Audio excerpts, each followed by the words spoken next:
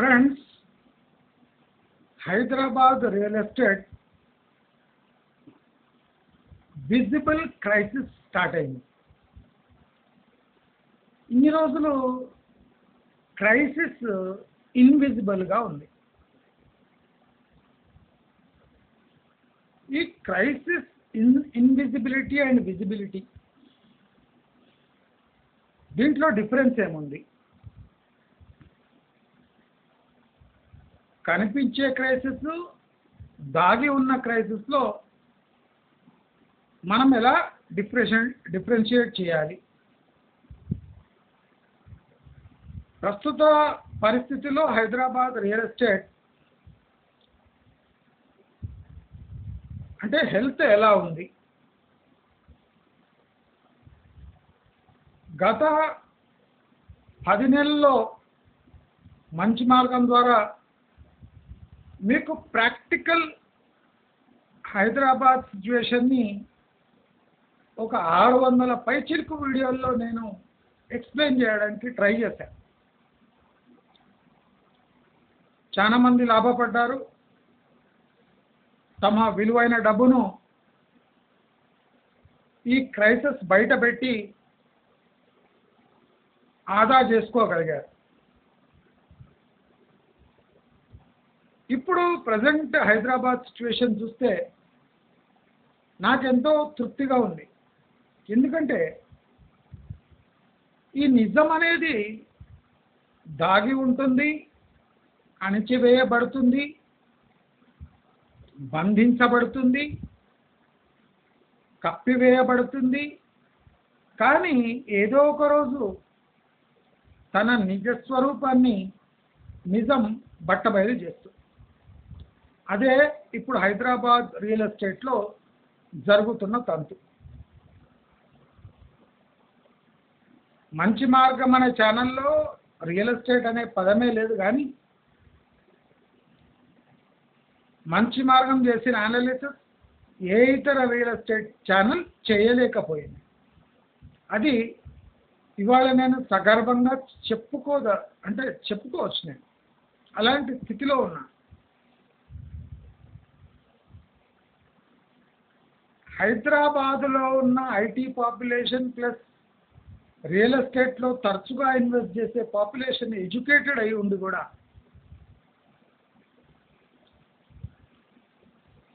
Basic carpet area calculations, stand అలోన్కి ఈ హైరైజ్కి మధ్య తేడా,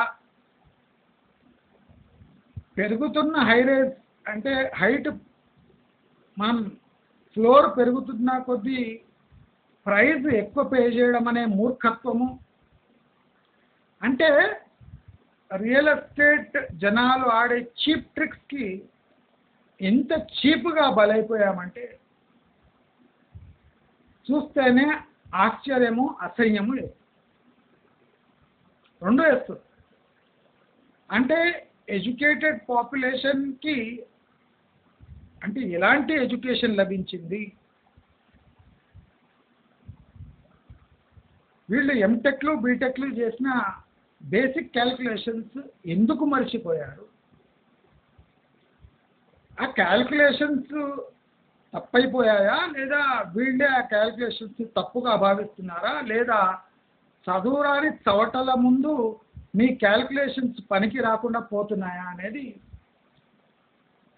ఒక తీవ్రమైన విమర్శ చేస్తుంది వాళ్ళని. మీరందరూ యాక్సెప్ట్ చేసుకోవాలి. అయితే రియల్ ఎస్టేట్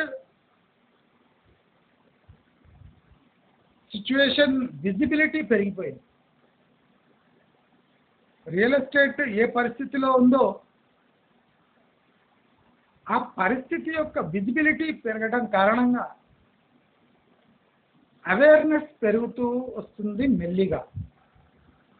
ఎందుకంటే ఈ రియల్ ఎస్టేట్ మత్తు వదలాలి అంటే ఏదో ఘటన, దుర్ఘటన కావాలి. మోస్ట్లీ దుర్ఘటన అయిపోవాలి.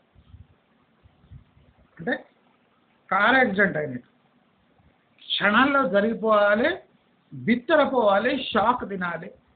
అప్పుడు కానీ ఈ రియల్ ఎస్టేట్ ఇన్వెస్ట్మెంట్ అనే పిచ్చి జనాల్లో స్లోగా వదులుతుంది. అయితే మనం ఇప్పుడు అబ్జర్వ్ చేస్తున్న సిచ్యువేషన్ ఏమంటే,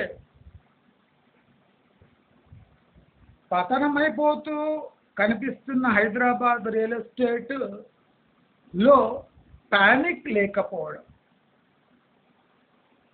లేకపోవడం అంటే విజిబుల్ ప్యానిక్ అంటే బయట ఇంకా ఏదో హోప్ అనే ముసుగు తొడిగి రియల్ ఎస్టేట్ వ్యాపారాన్ని కొనసాగించే కుట్ర జరుగుతుంది.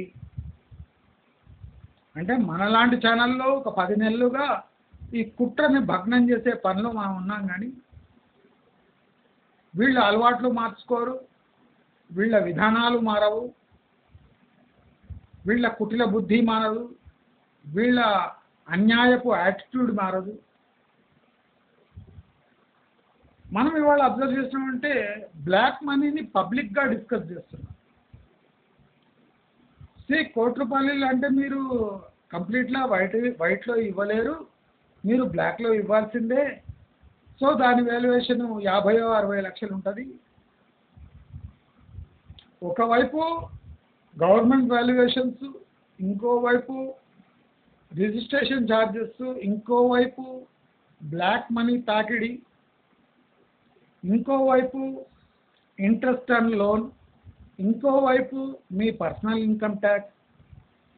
ఇవన్నీ తడిసి మోపడై నెత్తి మీద బాదుతుంటే, మొట్టికాయలు వేస్తుంటే కూడా అసలు ఏం కానట్టు యాక్టింగ్ చేసే సన్నాసులు ఇప్పుడు రియల్ ఎస్టేట్లో ఇన్వెస్ట్ చేసిన వాళ్ళు తయారయ్యారు. వాళ్ళు అరిస్తే వాళ్ళ పరువు పోతుందనే భయం, కానీ వాళ్ళు అరిస్తే 10 మంది రక్షింపబడతారు అనే ఇంగిత జ్ఞానం కూడా ఈ రియల్ ఎస్టేట్ ఇన్వెస్టర్స్కి లేదు. అది సూచనీయం.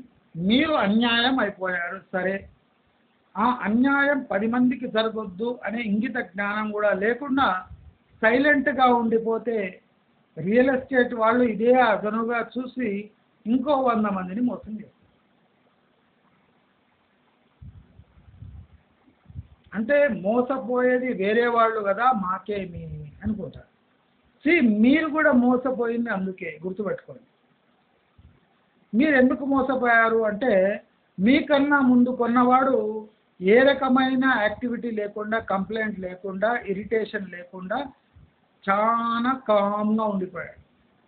స్తబ్దుగా తాను చేసిన తప్పులు బహిర్గతమైతే తన పరువు పోతుందని మీరు కొంటున్నా సైలెంట్గా ఉన్నారు. అందుకోసం మీరు మోసపోయారు.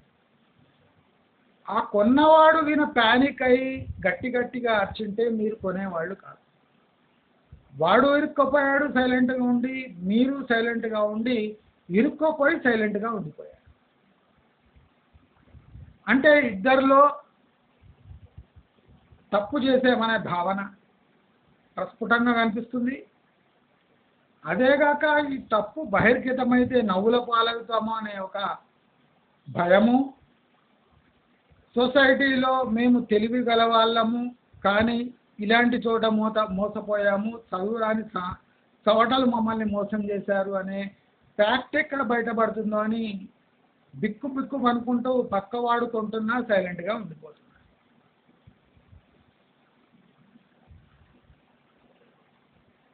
ఈ డబ్బు బ్లాక్ మనీ రూపంలో, వైట్ మనీ రూపంలో, లోన్ రూపంలో, ఒక ఫైనాన్సర్ దగ్గర తీసుకున్న అప్పు రూపంలో, పెట్టుబడులు బ్రేక్ చేసి రియల్ ఎస్టేట్లో ఇన్వెస్ట్ చేసే క్రమంలో, అంటే ఇవన్నీ ఒడిదుడుకులు ఎదుర్కొని రియల్ ఎస్టేట్లో ఇన్వెస్ట్ చేసే అవసరం ఉందా అని ఒక్క క్షణమైనా వీళ్ళు ఆలోచించలేరు కూడా. ఎందుకంటే వీళ్ళు కళ్ళు తెరిస్తే గుర్రంలాగా ఒకటే డైరెక్షన్లో చూడగలరు. కోకొల్ల ఇన్వెస్ట్మెంట్ ఆప్షన్స్ ఉన్నా వీళ్ళకు రియల్ ఎస్టేట్ తప్ప వేరే మత్తు ఎక్కదు. ఇప్పుడు ఈ విషయం పక్కన పెడితే రియల్ ఎస్టేట్లో కొన్ని లక్షల కోట్లు ఇరుక్కున్నాయి. అయితే వీళ్ళు రియల్ ఎస్టేట్ వాళ్ళు చెప్పేది అంటే మంచి సమయం వచ్చినప్పుడు ఈ లక్షల కోట్లు బయటికి వస్తాయి. ఆ మంచి సమయం ఎప్పుడు వస్తుంది చెప్తారా? ఈ మంచి సమయం ఎప్పుడు వస్తుంది ఖచ్చితంగా చెప్పగలరా? మీరు ఖచ్చితంగా ప్రాపర్టీస్ అమ్మినప్పుడు మీరు ఖచ్చితంగా ఈ మంచి టైం ఎప్పుడు వస్తుంది అని చెప్పగలరా? చెప్పలేరు. ఎందుకు చెప్పలేరు అంటే మీరు వర్స్ట్ టైంలోనే ఆ ప్రాపర్టీలు వీళ్ళకి అంటగట్టినారు. అటు జవాబు చెప్పలేరు, ఇటు జవాబు చెప్పలేరు. అమ్మిన వాళ్లకు ఎందుకు లాభసాటి ఇన్వెస్ట్మెంటో చెప్పలేరు, కొన్న వాళ్లకు ఎప్పుడు అమ్మగలరో చెప్పలేరు. అంటే మీకు కాన్ఫిడెన్స్ లేని ఒక గూడ్స్ని, ఒక ఐటమ్ని మీరు బాగా కాన్ఫిడెన్స్ పెంచి ఒకడికి అమ్మేస్తారు. అంటే ఇది మోసం కింద లెక్క, కానీ దీన్ని మీరు బిజినెస్ అంటారు.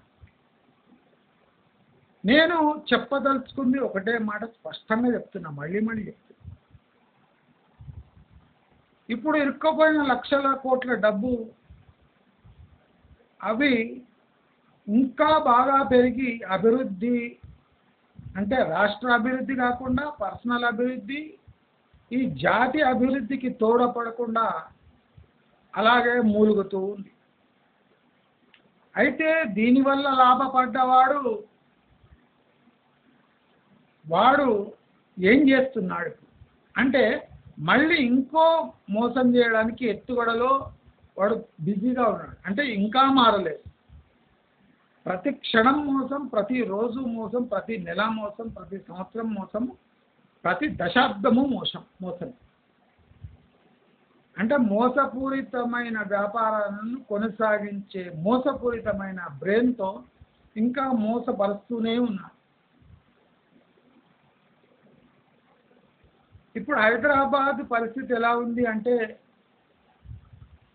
ఇప్పుడు ఇన్వెస్ట్ చేయడానికి స్టాక్ మార్కెట్ పడనుంది, ఇన్వెస్ట్ చేయడానికి హైదరాబాద్ మార్కెట్ పడనుంది, ఇన్వెస్ట్ చేయడానికి ఆంధ్ర మార్కెట్ పెరుగుతుంది. ఎన్నో కొత్త ఇన్వెస్ట్మెంట్ ఆపర్చునిటీస్ వస్తున్నాయి, కానీ చేతిలో డబ్బు లేదు. చేతిలో డబ్బు లేకపోగా పనికిరాని ఆస్తులపై అప్పులయ్యాయి. అంటే రెంటల్ ఈల్డ్స్ పర్ మంత్ 1% కూడా వస్తలేదు. ప్రాపర్టీ ప్రైసెస్ కంపేర్ చేసుకుంటే కోటికి 25,000 రెంట్ వస్తుంది. ₹1,00,000 పెట్టిన ఫ్లాట్కు 25,000 రెంట్. అది ఈఎంఐ ఇంట్రెస్ట్ కూడా కవర్ చేస్తలేదు. అలాంటప్పుడు అంటే అసలుకే ఎసరు పెట్టింది కాక ఎసరుపై వడ్డీ చెల్లించే దౌర్భాగ్యమైన స్థితిలో మనం చేరుకున్నామంటే అది ఎడ్యుకేటెడ్ పాపులేషన్ చేరుకుందంటే వీళ్ళ ఎడ్యుకేషన్ ఏ స్థాయిలో ఉందో నేను మళ్ళీ నా వీడియోలో చెప్తూనే ఉన్నాను. ఇప్పుడు ఈ క్లిష్టమైన పరిస్థితుల నుంచి ఇరుక్కపోయే వాళ్ళను బయటికి తేవడం అంటే అసాధ్యం. ఎవరు నా వీడియోస్ చూసి రక్షింపబడ్డారో వాళ్ళ లక్కీ. ఇప్పుడు మొండికి పోయి ఇన్వెస్ట్మెంట్ అనే పిచ్చిలో పడ్డారు, వాళ్ళు భయంకరంగా ఇరుక్కున్నారు. వాళ్ళు ఇరుక్కున్న ఆ స్థాయి నుంచి బయటికి వెళ్ళాలంటే సుమారు 4 ఏళ్ళు పడుతుంది. అంటే ఈ 4 ఏళ్లలో వాళ్ళు పెట్టిన డబ్బు అట్లీస్ట్ 60% పెరగచ్చు, కానీ పెరగలేదు. వాళ్ళ డబ్బు వాళ్ళకు రావడానికి 4 సంవత్సరాలు పట్టవచ్చు. అది ప్రస్తుత పరిస్థితి హైదరాబాద్ రియల్ ఎస్టేట్.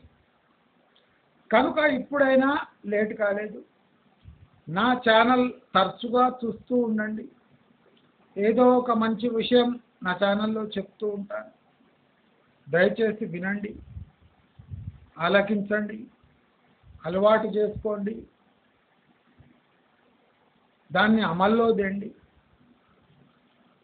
డబ్బు క్యాష్ రూపంలో ఉంచండి. ఎందుకు చెప్తున్నంటే రాబోయే రోజుల్లో క్యాష్ ఈజ్ కింగ్. క్యాష్ని ఏ వైపైనా మళ్ళీ ఇచ్చొచ్చు క్షణాల్లో, కానీ బంగారాన్ని కూడా ఏ వైపు అయినా మనం మళ్ళీ ఇవ్వలేము క్షణాల్లో లేదా రోజుల్లో. బంగారం అమ్మాలంటే టైం కావాలి, క్యాష్ని కొన్ని క్షణాల్లో మళ్ళీ ఇచ్చవచ్చు. కనుక నేను పర్టికులర్గా మిడిల్ క్లాస్ వాళ్ళకి చెప్తున్నా, మీ దగ్గర ఏ డబ్బు ఉన్నా సిస్టమ్ బయటికి తెచ్చే టైం వచ్చేసి చిట్టీలు వేసుకోండి, షార్ట్ టైం ఇన్వెస్ట్మెంట్ చేసుకోండి, బయట ఎక్కడ చిన్న చిన్న బిజినెస్ చేయండి. నెలకు 3 నుంచి 5% వచ్చినా చాలు, అలాంటి బిజినెస్లో ఇన్వెస్ట్ చేయండి. 3 నుంచి 5% అంటే తక్కువేం కాదు. అలాంటి చిన్న చిన్న బిజినెస్లో ఇన్వెస్ట్ చేయండి. మీకు ఆపర్చునిటీ వచ్చినప్పుడు తప్పకుండా రియల్ ఎస్టేట్లో ఇన్వెస్ట్ చేసే ఛాన్స్ వస్తుంది, అప్పుడు ఇన్వెస్ట్ చేస్తారు. మీకు ఈ వీడియో నచ్చినట్టయితే, జ్ఞానోదయం కలిగినట్టయితే లైక్, షేర్, సబ్స్క్రైబ్ చేసుకోండి. నమస్కారం.